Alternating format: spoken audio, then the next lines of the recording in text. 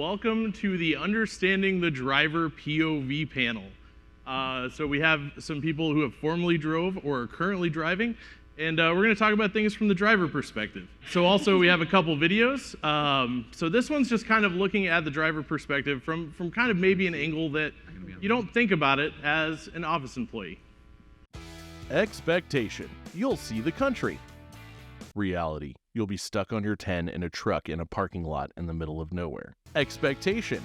You'll see your family on a regular basis. Reality. You'll be texting and calling them from your cab on your 10 in your truck in a parking lot in the middle of nowhere. Expectation is you'll make a lot of money. Reality. You'll realize your check is way less than you thought due to expenses and calling your family to let them know from your cab on your 10 in your truck in a parking lot in the middle of nowhere. Expectation. You'll get to try all kinds of different food. Reality. You're eating roller grill items because you realize your check is way less than you thought due to expenses and calling your family to let them know from your cab on your 10 in your truck in a parking lot in the middle of nowhere. Expectation is you'll stream a movie on your break. Reality. You have no service, so everything is buffering. You're eating roller grill items because you realize your check is way less than you thought due to expenses and calling your family to let them know from your cab on your 10 in a truck in a parking lot in the middle of nowhere. Expectation, you can use the restroom. Reality. There is no bathroom, so you have to use a bottle. There is no service, so everything is buffering. You're eating roller grill items because you realize your check is way less than you thought due to expenses and calling your family to let them know from your cab on your 10 in your truck in a parking lot in the middle of nowhere. Expectation, you'll make friends. Reality. You're all alone sitting next to a bottle of your own urine. You have no service, so everything is buffering. You're eating roller grill items because you realize your check is way less than you thought due to expenses, and you're calling your family to let them know from your cab on your 10 in a truck in a parking lot in the middle of nowhere. Expectation, you can take a walk. No. Reality, you didn't make it to the parking lot because you ran out of hours. Now you're stuck parked unsafely on a shoulder because there's one parking spot for every 11 trucks. You're completely and utterly alone except for your new friend Piss Bottle. You have zero service, so every streaming service is giving you the spinning wheel of death. You're crying into your taquito because you realize your check is actually short $500, calling your family to let them know, but they don't pick up because it's 4 o'clock in the morning from your cab on your 10, wishing you didn't have to spend all night hoping four-wheelers would see your hazards. The reality is, this industry has a death grip on your very soul. Sometimes it's love, sometimes it's hate, but at the end of the day, you know that you're the ones who keep the world moving.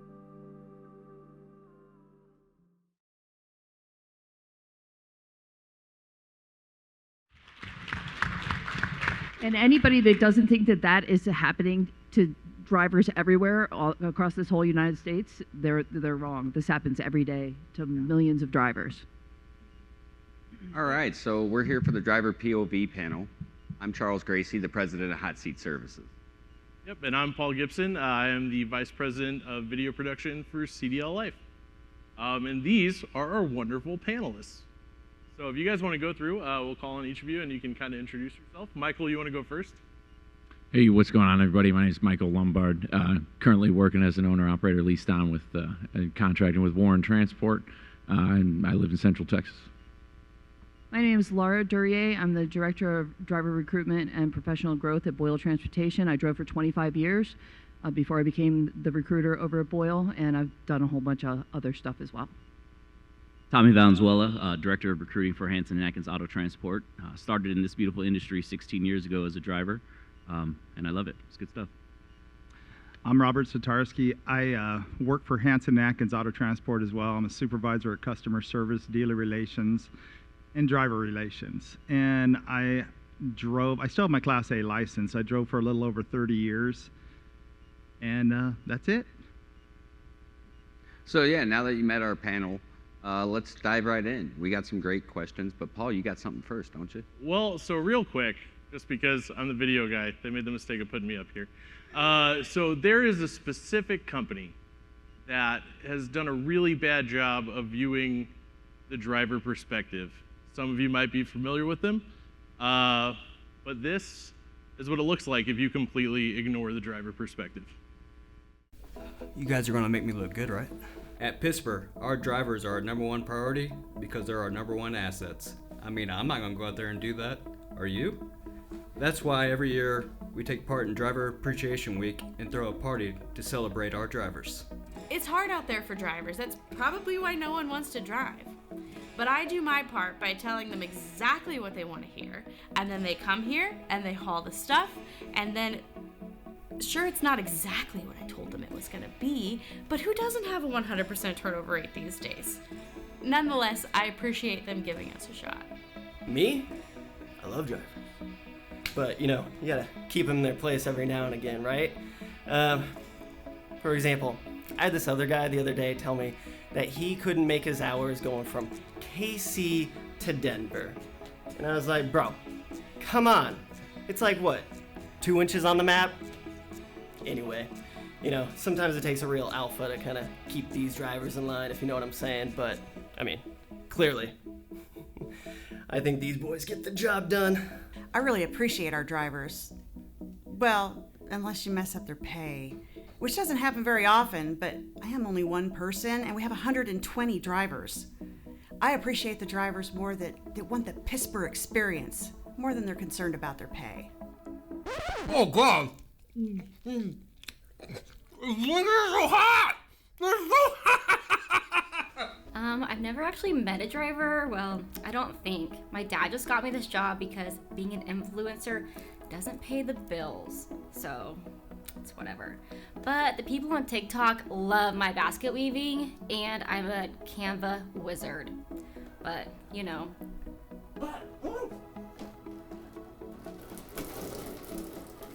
I don't know why anyone would work here. This place is awful. Who even has a driver appreciation week without the drivers? They don't even let drivers in the terminal anymore. No wonder the turnover rate is so high. Start your Pittsburgh experience today.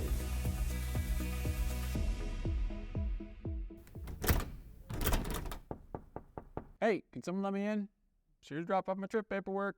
Hello? So that being said, don't be a pisper. Right. So we have this wonderful panelist. We'll just go ahead and dive into these questions. Charles, you want to take the first one? Yeah, absolutely.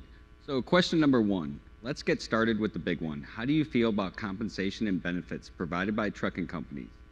And are there improvements or changes you would like to see in regards to this? Let's start off with you, Laura.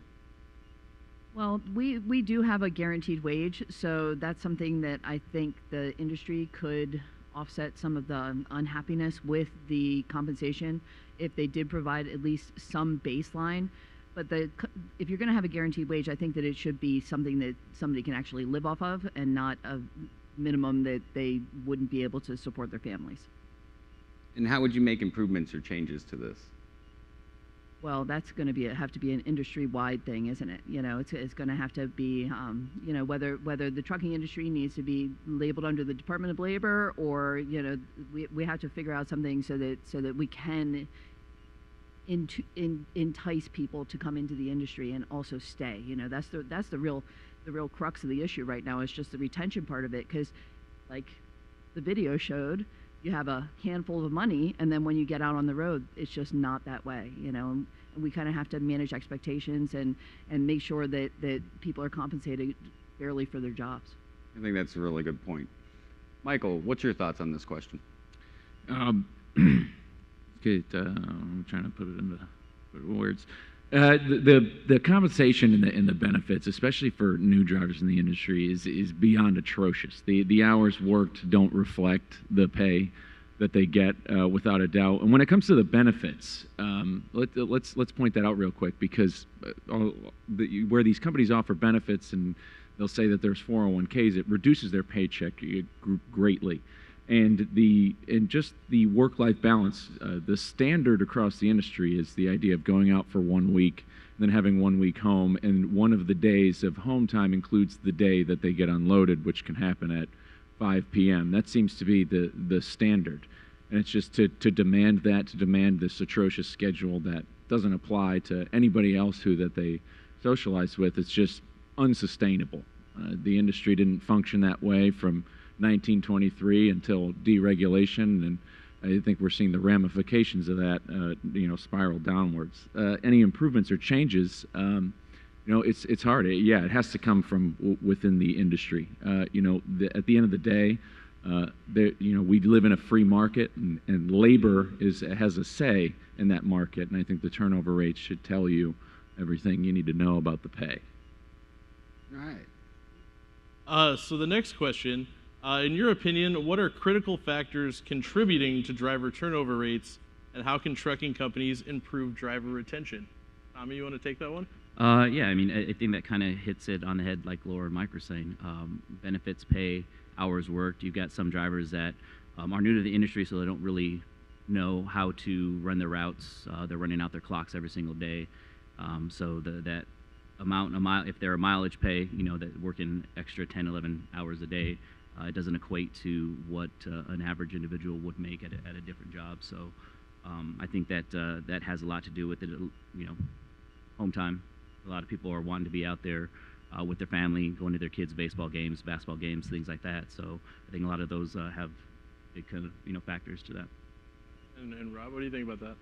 You know what? In this post-COVID era, I think that the people got used to being home a lot.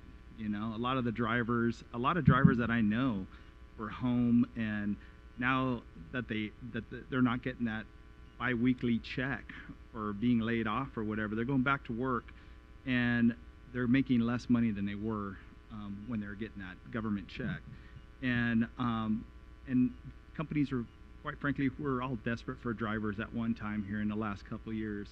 So companies were offering, you know, benefits to come over, such as, you know, you get those.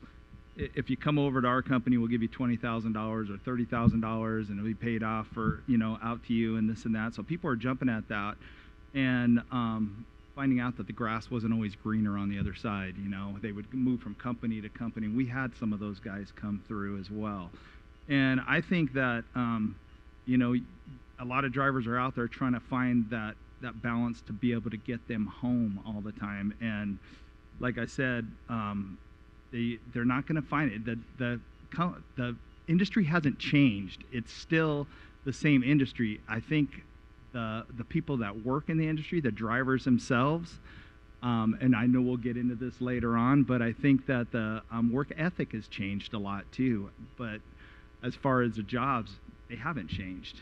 So that's something that we'll tackle. May I also interject?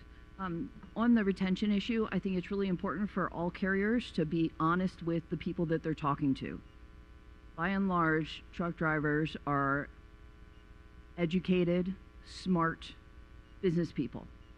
And we can't treat them like they're not, because they'll go to another company that's going to be honest with them. And I think that that's really the key, because if you lay it out for them, what your expectations are going to be, then you're gonna increase your retention.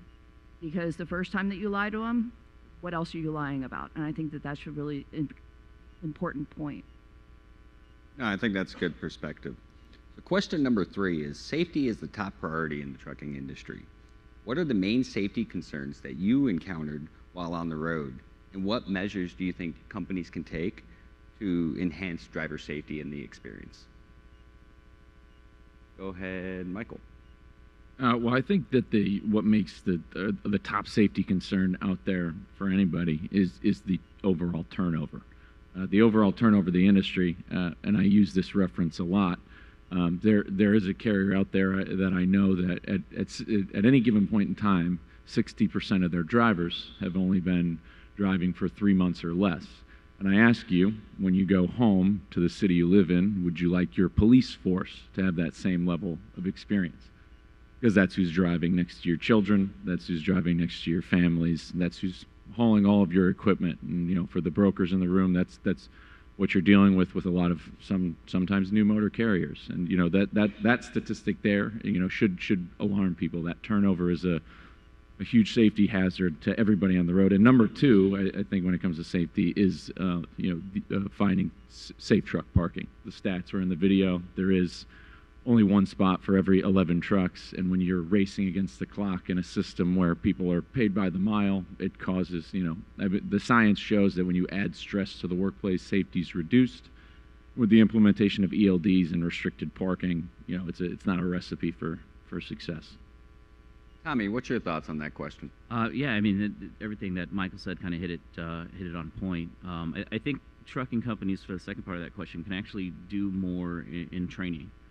We are bringing in inexperienced drivers into the workforce, and I think that if companies took more time to spend and train individuals the right way, safety wouldn't be an issue. And Laura, we've had some talks on this. Sure, yeah. I think that with companies using more and more technology in their trucks, that even when you have less experienced drivers, that you are able to capture safety. You can increase safe driving behaviors by coaching, and if you have these forward-facing cameras, that with AI are capturing risky driving habits. Not only are you protecting your drivers in case of a nuclear verdict if something does happen around them, but you're also able to coach your drivers so that they can increase their safe driving habits, essentially. Thank you. And Robert, I know you got something on this. I just wanted to say that distracted driving was always a huge thing for me. Watching these four-wheelers go in front of you, people are bobbing and weaving, and then they get mad because now they've slowed down. You go around, and then the next thing you know, they're coming back around you with the finger out, and then they're distracted again, bobbing and weaving and on their phones, and it's just horrible, as far as that's concerned. Another thing that, like you hear about these horrific crashes, that one that happened in Colorado, guy came down the hill and demolished some people, and they were putting him in prison forever, and the guy hadn't been driving that long, I know his prison sentence got reduced, but I worked for a company years ago before we could even drive in the mountains, and I was telling Michael this earlier. You had to go with a trainer from California to Denver, Colorado without using engine brakes. It's something that we've got away from through all these years. Now, I don't know how you do that in an automatic other than you use the manual gears that they have in it, but those sort of things, you always hear about these horrific burnouts, accidents all over the road. Just to, having some kind of safety mandates out there that would help the drivers that are new, that really, they're getting funneled through these schools so fast. Now they're offering these automatic restrictions as long as and we can get you in and out of the school in a truck in a month, and these guys, they're in a truck, they're driving at one of these companies that you guys were mentioning, and they're getting in all these horrific accidents, and it's killing the industry, it's killing companies, there are nuclear accidents and everything else, so, All right, so the next question, technology is rapidly evolving in our industry. How do you feel about the adaptation of new technologies such as electronic logging devices and autonomous features? And what concerns and benefits do you see regarding technological advances? I will go with Laura. Okay, so, I had mentioned briefly about the forward-facing cameras. We do have side marker cameras as well.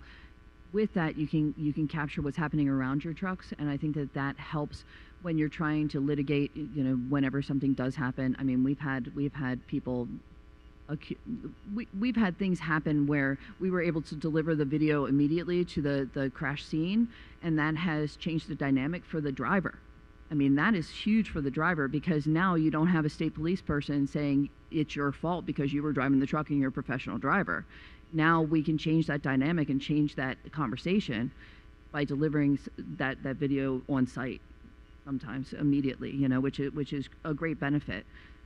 With ELDs, it's a big debate, isn't it?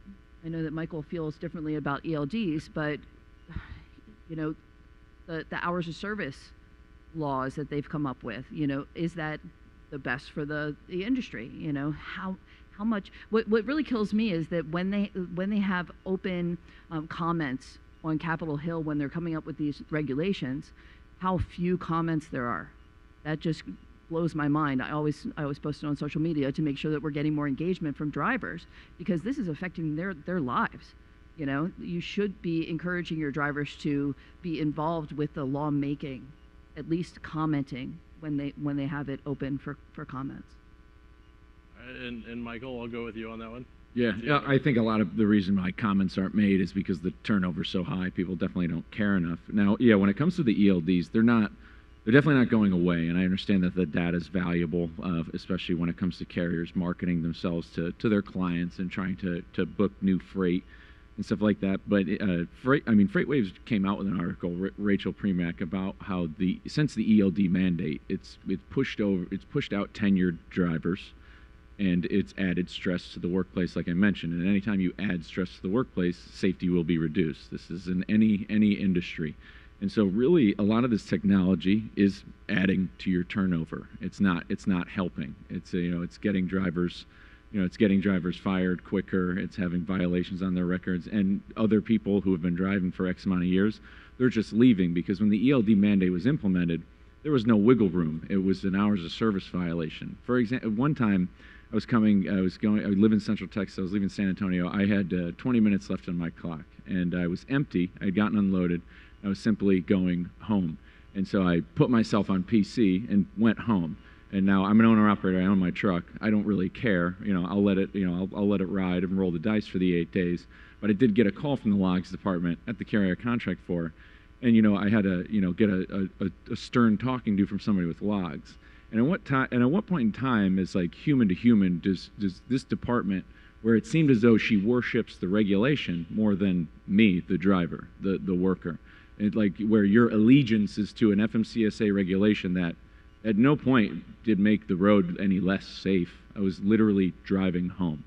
And so it's just that there's no wiggle room with the ELDs, where if you go 10 minutes over, if you're finding parking, or if you're going home, you have people who work at carriers who are really going to do it. Now, I understand people have abused hours, and you figure that out, but for the most part, that type of service or treatment, it's only going to add to your turnover. Especially in autonomous features, it's just wage suppression at this point.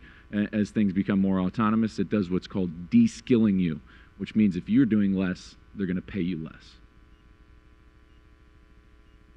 All right. So next, we're talking about training and development and the role and how vital that is in the driver's career. We want to get your thoughts on the training programs offered currently by trucking companies and how they can provide a better opportunity for professional growth and advancement for their drivers. Robert, what do you got on this one? You know what? I was to a junior college and addressing, I did it twice at 2 different junior colleges, talking to folks about that were in college for their CDL license.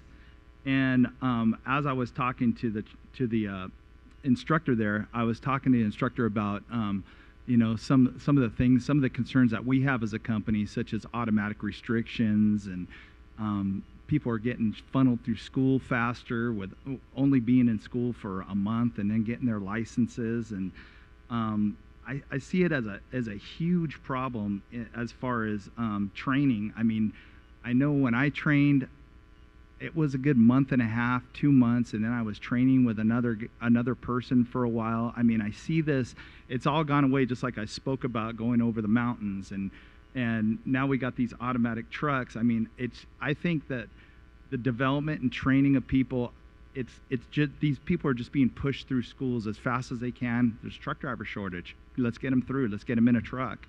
And then we find ourselves with all these accidents and everything like that. So I think there's a lot of room for improvement in this industry for getting these drivers trained. I think it's all up to us when they come to us and work for our companies to get them with the right people, to show them the right ways to train them.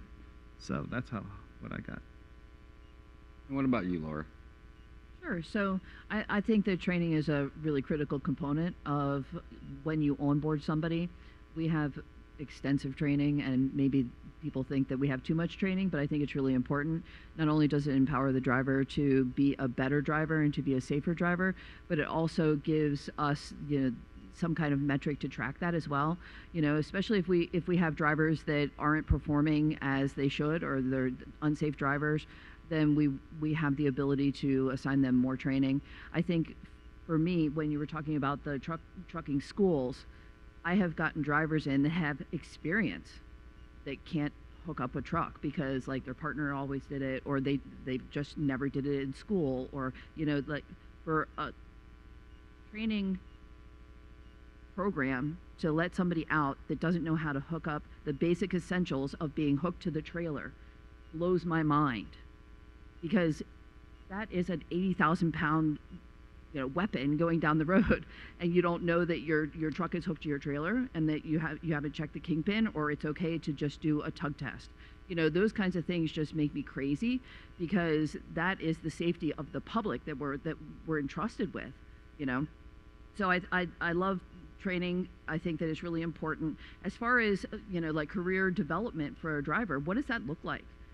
We have mentor programs and beta testing groups and all that kind of stuff, but when drivers want to transition into a more admin role, not only are they losing money, but they're also like, how do they get trained for that? So I think companies just having a career, I guess a clear path to that, I think is really important. But I don't know what that looks like, for a driver. Like, what do you provide? Do you provide college classes? Do you encourage people to go online and get another degree? So that's something that I'm really interested in, if anybody has any other information about that. And Michael, you're still out on the road. You're actively seeing drivers out there, so I'd love to get your thoughts on this one. On the training and development, well, I think he brings up a good point about the automatic restrictions. So, for example, when I was in the Marines, I was a fire direction controlman, and that was in the artillery field. And we used to learn something called manual gunnery. It's where you use charts and stuff to find firing data. It's very ancient. They did it in like World War I, but they still taught us. You'll never use it. You'll never, you don't use it in combat. I didn't use it when I deployed, but they still teach it in the Marines. They still do, so that you get a better understanding of the job. Now, when you have something like an automatic restriction, you don't have a good understanding of how that truck moves. When you have to downshift yourself, when you're loaded in a truck like that, that right there is training and development like no other. You don't get rid of the automatic trucks. There's guys out here with bad knees. Cut them some slack. Don't take away that. But the idea of the automatic restriction, once again, what it's done is it's made people do less in their pre-trip. It's made them have to do less and focus less, and it carries on. It carries off when they go over the road. So I really think from a training and development perspective, look, the government's not going to go back on this. I think maybe carriers, especially ones that will send new students to schools, hold yourself to a higher standard, and maybe don't allow automatic restrictions. I think that would work out great. And then, training and development, making them feel a part of a company culture, finding a career path and growth, a timeline of how it is, and what a career as a driver with that carrier looks like when it comes to finding lanes and learning stuff, and giving them a little bit more autonomy as they learn and grow with the company. I think always would be a good thing. Those are some great insights. Very cool. Mental and physical health are important aspects of a driver's well-being. How do you cope with the stress and the demands of the job? What support systems or initiatives do you believe trucking companies should implement and prioritize drivers? Tommy, I'll let you answer. Yeah, I mean, it gets lonely out there on the road sometimes, especially if you're an over-the-road driver and it's just you and sometimes the wind, right? So sometimes that windshield time gives you the ability to think about things a lot more than you really should. It weighs on your mental health. It kind of makes you depressed sometimes. I know one of the things I used to love doing when I was on the road, if I was just having a down day, I'd roll the windows down, turn the radio up, and just kind of jam out. That was always like my little saving grace. But I think companies need to allow for time and build your mental health. A lot of people are afraid to speak on mental health. A lot of men in general, I mean women, everybody goes through it, but it's okay to not be okay. And I think companies need to start integrating and allowing their employees, drivers, whoever it is, time to just take a mental break. All right. And then, Michael, I know that that's like your thing. So what do you feel about like physical and mental health with drivers? Yeah, no, it's the most important thing right there. It's also another factor in your turnover. Eventually along the way, if you're not focusing and you don't have a culture around health and wellness, you may have a driver who will be a run and gun in his 20s and 30s. He's going to pay for it when he gets into his 40s and 50s with having to come off the road with any sort of ailments. The reality of the situation is that the average life expectancy of an American man has risen to 78. The average life expectancy of an American truck driver is 61. And so the truth is, the statistics say that they're not even going to make it to retirement. That's daunting data, and that's something that, I don't think a lot of drivers are aware of themselves, but carriers need to realize that they're employing people who are sometimes willingly accepting a predetermined death sentence. And so to make that a staple of your culture is the most important. I've kind of built an identity around it on social media platforms with keeping yourself fit and healthy on the road as being the best thing you can possibly do for yourself. And when it does to fatigue, you're going to have a lot less fatigue. You're going to have drivers with more energy. They're going to have less brain fog when they're taking care of themselves. And I'm all about the individuality of extreme ownership. But when somebody works for a company, it is a company's job to take care of their employees and help develop them. And I see this. I mean, I have friends who work in Austin, and they work at these big tech companies, and they get fresh food and healthy food at their office spaces. Drivers don't see that, and drivers are in the position where they probably need it the most. So next we're going to talk about communication between truck drivers and their companies and how essential this is. What are your experiences with communication channels and practices currently in trucking? And how can companies improve the communication to better serve the needs of the drivers? Tommy, what do you got on this one? Because I know you and I have talked about this frequently. Yeah, communication is key.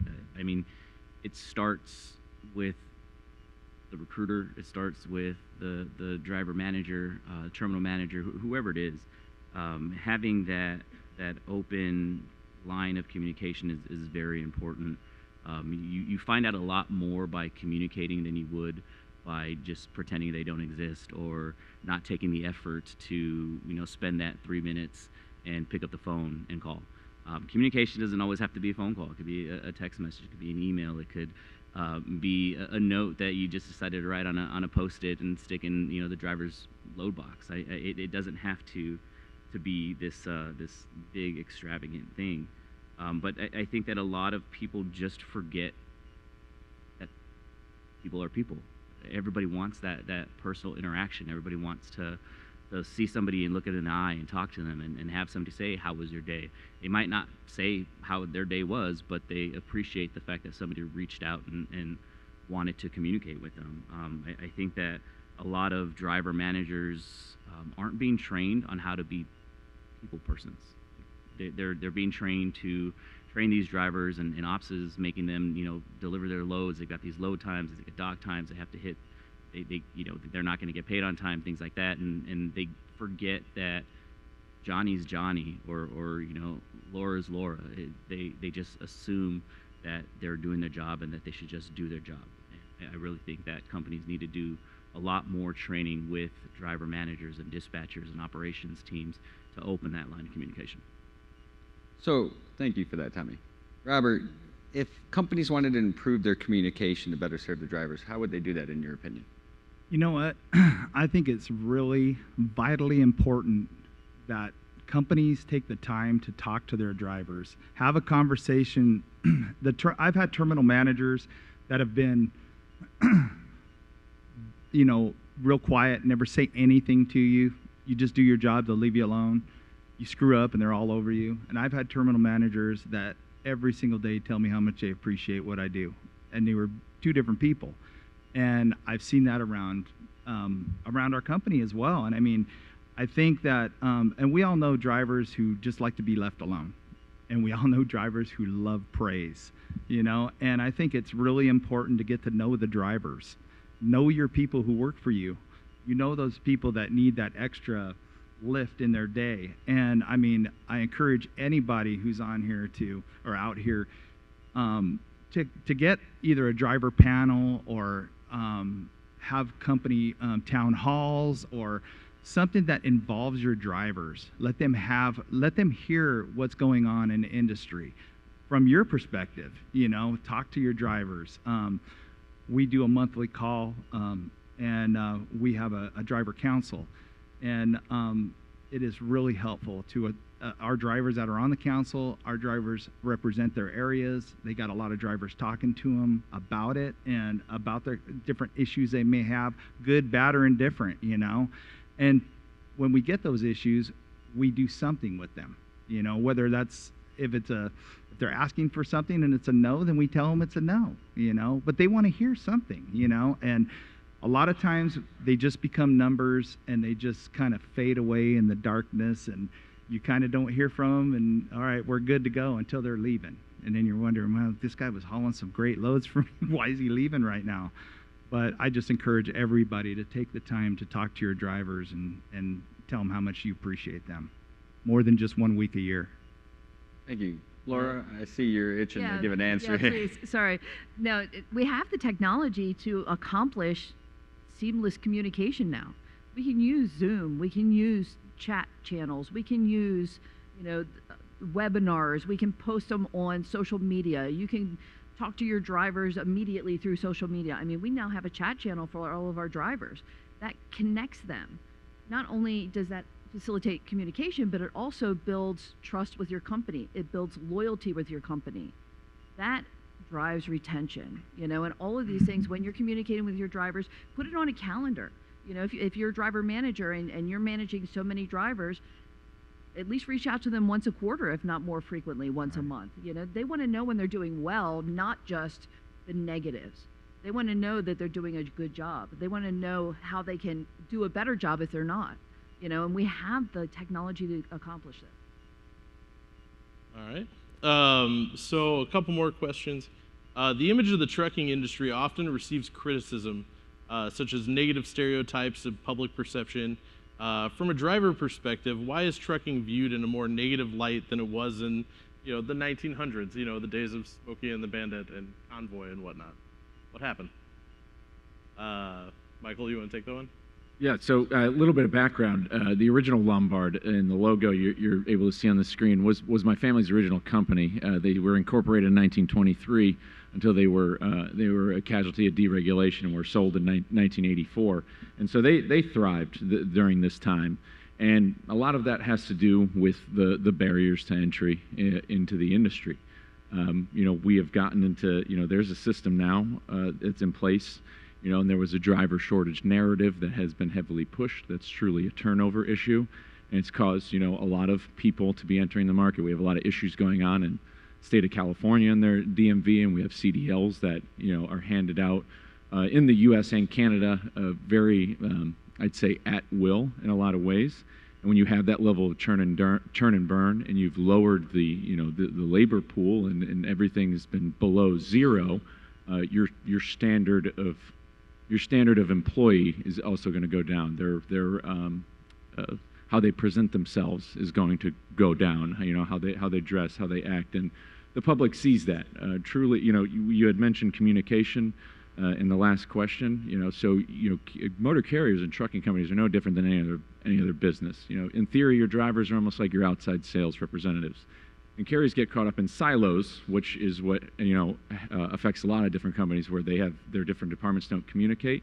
And so that communication is big. And so when you're hiring drivers, you're hiring, you know, representations of your company. And unfortunately, with that level of churn and burn and the floor being essentially below zero, the image to the general public will go down.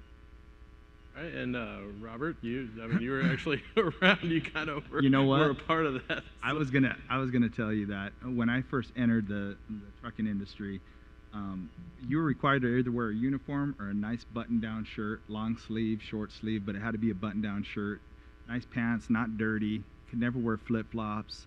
You had to wear nice shoes or at least some leather shoes, and over the years, I mean, I have watched this image, and you just go to a truck stop and look at everybody rolling out of those trucks. You know, the truck driver themselves have changed, their standards have changed, and they don't seem to care like they did before. Maybe it's the compensation they're getting. I'm really not sure how that all changed, but hell, you even watch a movie, and what is a truck driver in these movies that come out in Hollywood is some crazy maniac running around trying to kill people, you know? And I think that image just burns in everybody's mind. When I was younger and seeing truck drivers were always like, I had a friend of mine that lived down the street, and his dad was a truck driver, and we'd come home once every other week or whatever, and they couldn't wait for him to get home. And they always had a nice house. He made a nice living, but I could see that his kids always missed him and stuff like that. So that was kind of my image of a truck driver back then. And also the unity. When I first got into the industry, all the drivers, when you go to a truck stop, everybody talked to each other. There was a lot of unity. Nowadays, it's kind of, to me, it's more of a confrontational thing at truck stops. Don't park next to me. I don't want you to hit me. And you know how it is. You know what I mean? So it's just not saying that everybody's required to wear a uniform, but God, if everybody represented their companies like they were going to go in front of a customer and represent your company, you would think that they would have a little bit more higher standards than they do right now. Yeah, and how do we get it back? That's my question. The industry used to be a lot different. There used to be, you would talk to strangers and find out what their story is. You used to sit at the truck stops and you would have time to be able to talk to somebody. And we've lost that.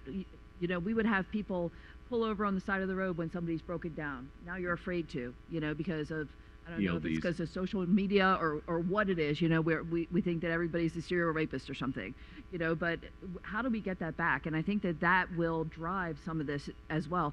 And you were talking about, presenting to the customer. We've all seen it at customers where they're in pajama bottoms, dirty wife beaters, that kind of stuff, So I think that just people's, maybe their self-image or something needs to be brought up, and maybe it's the people that they work with as well. Is the rest of your team coming to the office and looking all buttoned up? I don't know, but I think that we should get back to that because it was a great community before, back in the 90s. Yeah, and speaking of bringing it back, Charles, you want to grab that last question? Yes. So, from a driver's perspective, how do we get younger people to be attracted to want to come into trucking?